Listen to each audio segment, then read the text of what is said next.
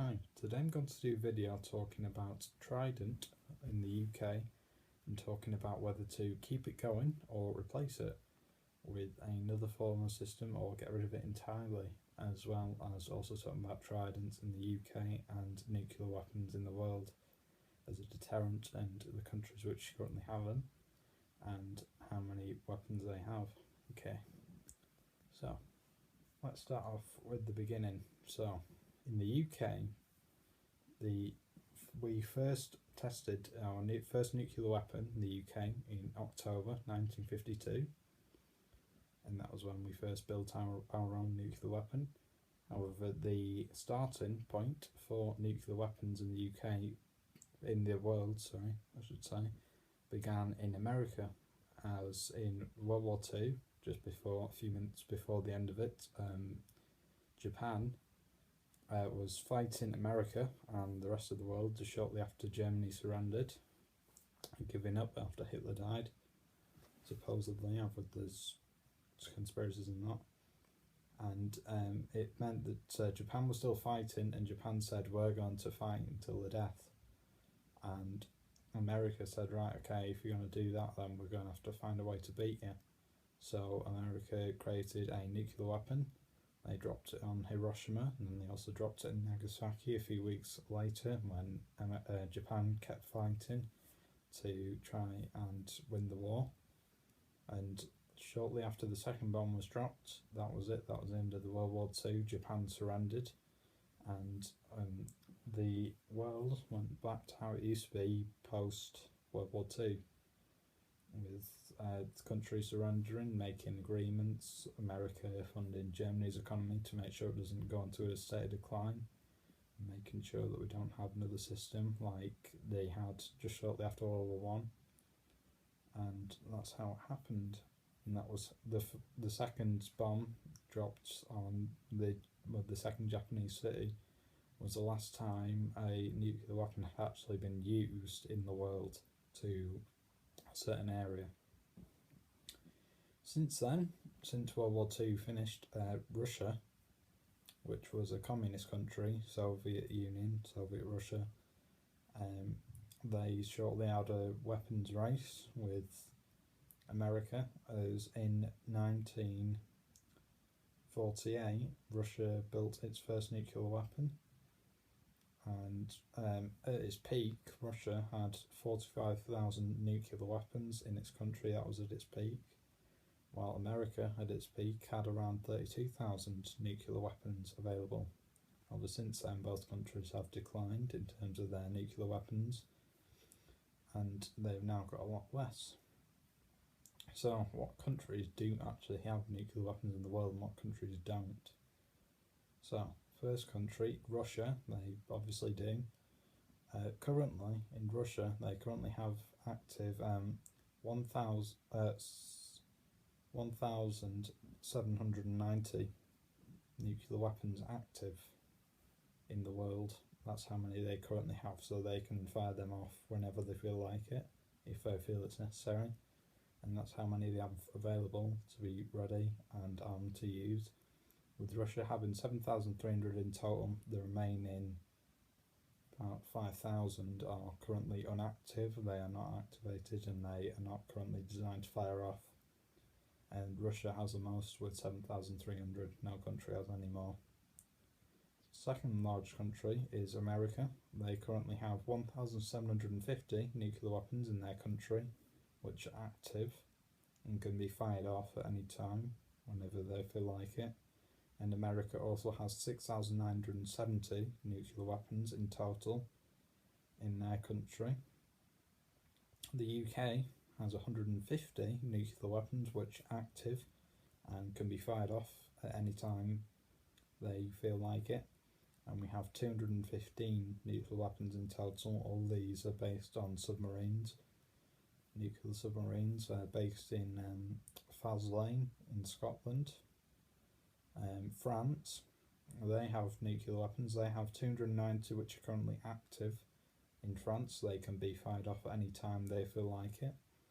And they have a total of 300 nuclear weapons in their country, so 10 are currently inactive. The remaining 290 are active and can be fired off any time. China, they do have 260 nuclear weapons in their country. However, the amount of weapons active is NA. They haven't confirmed if any of these are active. However, they do have access to nuclear weapons if they feel like it. And if they feel like they need to activate it, then they can do so, because they have the nuclear weapons there, capable. India, they also have nuclear weapons. The exact amount is not known fully, but it's believed to be around 100 to 120 nuclear weapons in their country. None of these weapons are activated, so none of these 100 to 120 can actually be fired off, but India also has access to nuclear weapons. Another country is Pakistan. They've got access to nuclear weapons. They've got around 110 to 130. Again, the exact amount in the country is not currently known. However, the amount of weapons active is not applicable. They haven't stated if any of these are active.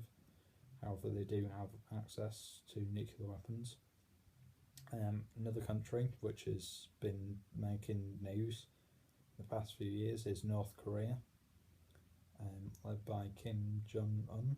That's how you say his name. They currently have less than 10 nuclear weapons available. However, none of these are active.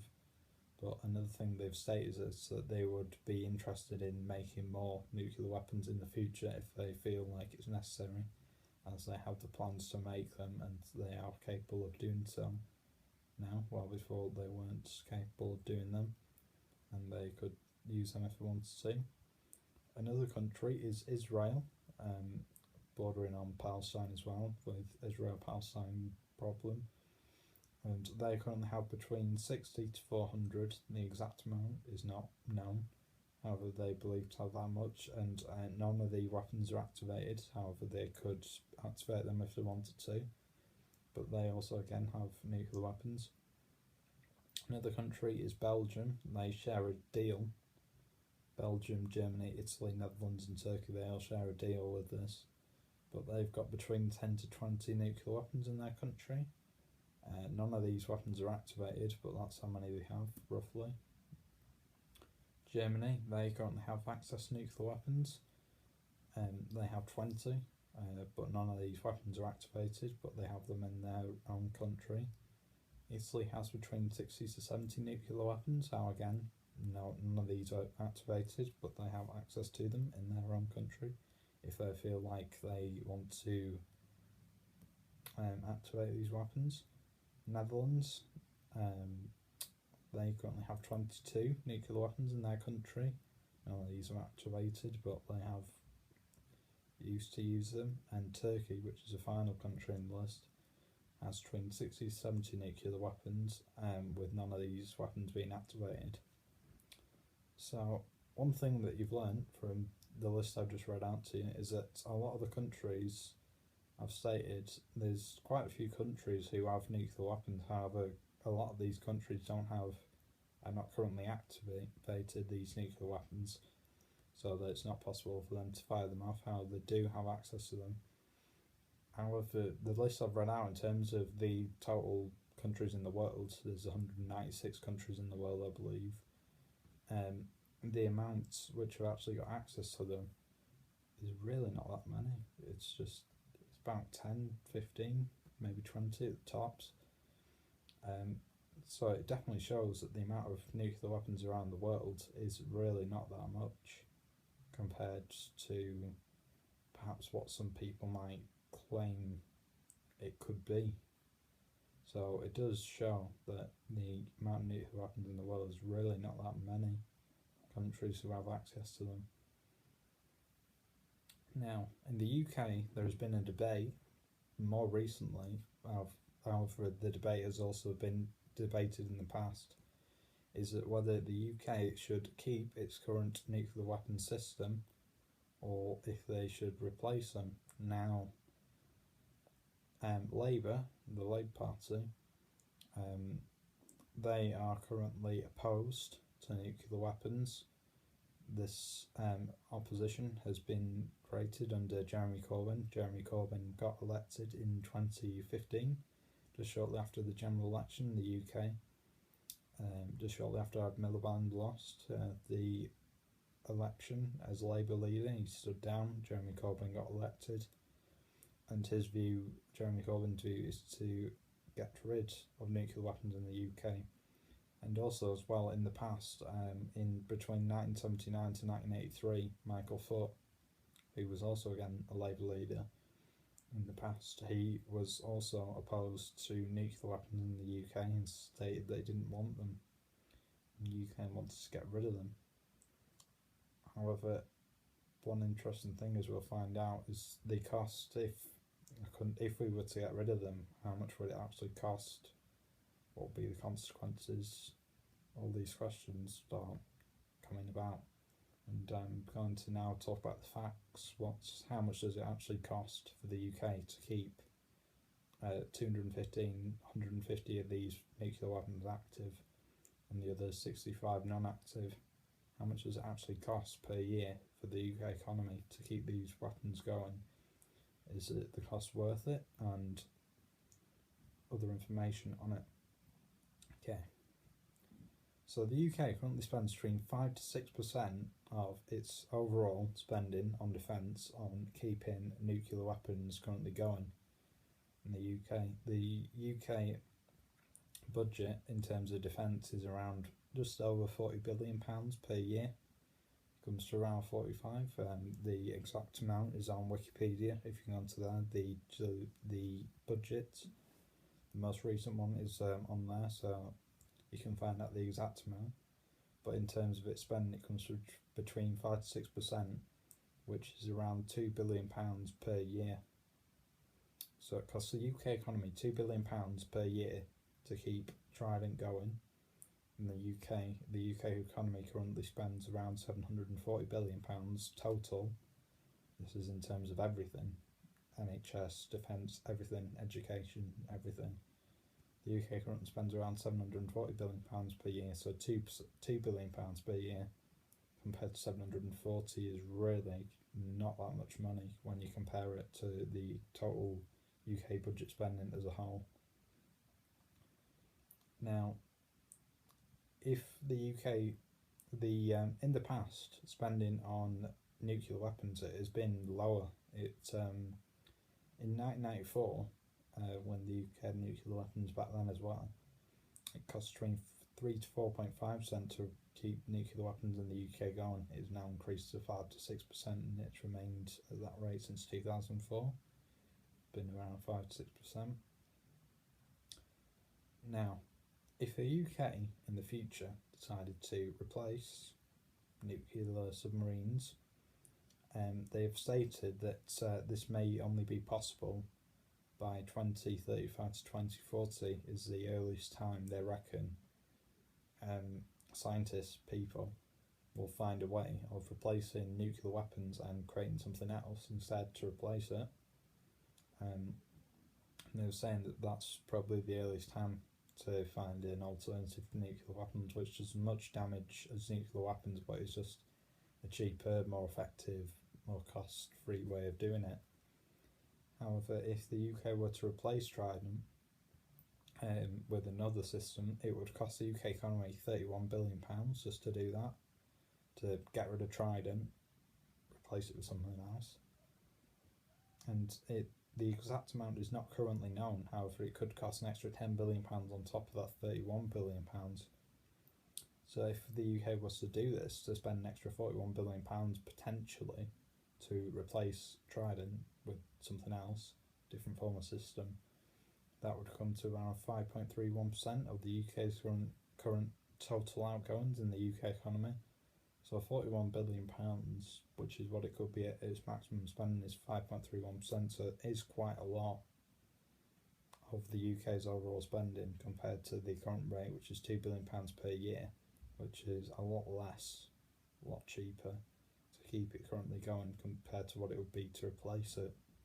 However, in the long term, you could suggest that it could be cost effective, because once you replace it, start making your money back per year. However, it would take 21 years to make a profit of £1 billion. So that's one way of looking at it, but there's also other information. An alternative to the current system we have, which is in nuclear submarines, currently at 4 nuclear submarines in the UK, having 250 nuclear weapons on board. An alternative would to be move it to ships or aircraft instead to carry the bombs. That's an alternative. But recently, the UK Parliament in 2016, a vote was held in the UK, and this was basically a contract saying to the government, do you want to keep Trident going? With the massive majority of MPs voting in favour of it. And I'll give you the proper facts here now. The SNP, Scottish National Party in Scotland, which won a massive majority seat at 156 out of 59 in 2015. This was in part due to the Scottish independence referendum. The 52 MPs who attended this vote in 2016 to basically renew the contract of nuclear weapons, they all voted against it, because the SNP are very much opposed to nuclear weapons because they don't believe it should be dumped, which is what they say, on their country, and should instead be put somewhere else, somewhere in the rest of the UK to put it, and they don't like having them in their own country, and they would instead prefer to put them elsewhere. They're also opposed to nuclear weapons as a whole, and they voted 52 votes to nil to get rid of Trident and not to renew Trident. This was in 2016, this vote was held. The Lib Dems also, which is a centrist political party in the UK, though, also voted against it, 7 votes to 0. And Labour, 47 Labour MPs voted against it. However, the massive majority of Labour MPs who attended this vote voted 140 for it, with the 47 opposing it was Jeremy Corbyn and Corbyn's closest allies in his party, with Labour mainly being a pro-Trident party. However, Corbyn has started to change the argument on it slightly, saying that he's opposed to it. And one Conservative MP voted against it. Voted against to renew Trident, said didn't want it, while all the other Conservative MPs voted to renew Trident. And the SNP has stated that keeping the nuclear weapons in Lane could be a move towards independence in Scotland, which, depending on what you think about it, Scotland has been using lots of different tactics to say that they want a second independence referendum.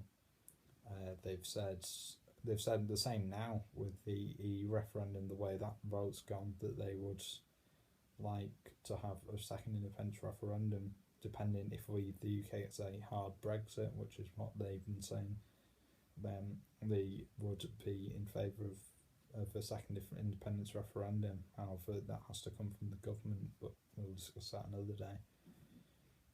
So, main points to take away from that is that the left, mainly the liberal left and the left in the UK, SNP and Labour, some of Labour and Lib Dems, is that they are opposed to Trident.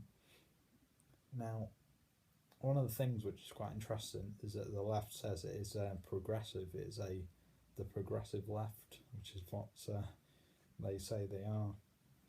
However, one of the things is that this nuclear weapons programme, it's been in the UK for several years. As I said, it's been out in the UK over 60 years. And one of the things which is quite interesting is that when you consider the fact that the left are meant to be progressive, is that if the UK gets rid of them, then that could potentially mean that the UK is more of a threat to other countries who hate us, don't like us, to other countries. As if one of the arguments I would make, if the UK gets rid of its nuclear weapons, let's say, in the future, says some left-wing party gets in, Labour, let's say, and they say, right, we don't want Trident, we want to get rid of it completely, right? Get rid of it. Who's not to say then that in the future there could be a country nearby, or maybe in the near future, maybe later on, there's a country nearby who could then say to the UK, we don't like what you're doing, so we want to threaten you. And in that case, after we've got rid of Trident, then there's a real threat, not just in terms of security, but also terrorism as well. Because the UK then has got nothing to use to defend itself with, no major weapon. So I think keeping nuclear weapons is a good idea, in my personal opinion, because it protects us from other countries who may not have been nice to us, may not like us. And also as well, you've got to think about it in terms, not just in terms of modern day, but in terms of way out in the future. Because who's not saying in the future that there could be like several countries fighting each other for some land, and we get drawn into the picture? Then who's not to say then that we need nuclear weapons in case if the battle goes the way we don't want it to go? Then who's not to say then that we could be under threat? So I think, from my personal opinion, I think we definitely do need to keep nuclear weapons, because it's a main way of keeping the UK safe, keeping the UK as a safe country, because we need them there in place to make sure that the UK has a strong base and that we are prepared and able to defend ourselves from threats in other countries who may want to attack us if we were to get rid of them. And I think it's kind of ridiculous, really, to say the left, the progressive left, are against I want to get rid of them, because the word progressive means like thinking ahead, right? You're thinking, like, you're saying to yourself, right, the country is in this way, the world is in this shape at the moment, 50 years time it could be in another way. And the fact that the left are basically saying we don't need to get rid of them because the world is currently safe. They claim that some people on the left claim that the world is currently the safest now than it's ever been in history, and that the support to get rid of nuclear weapons should be vital, because the world is currently really safe, but and we should get rid of them. However, who's not to say that in 10 years' time the world could be a very dangerous place? So I think it's kind of ridiculous, really, to say that the left want to get rid of them. They call themselves progressives, because being progressive is surely thinking ahead, right? And the facts that they think the world is currently safe, they need to be thinking about it in terms of the future, long term, 10 years' time, 20 years, 50 years down the line, whatever. So I think definitely the case is that you've got to make sure that you're thinking about the world in the future, and basically saying to themselves, does the UK need them in the future to defend ourselves? I would definitely argue yes, because we don't know what's going to happen in 50 years in the future down the line.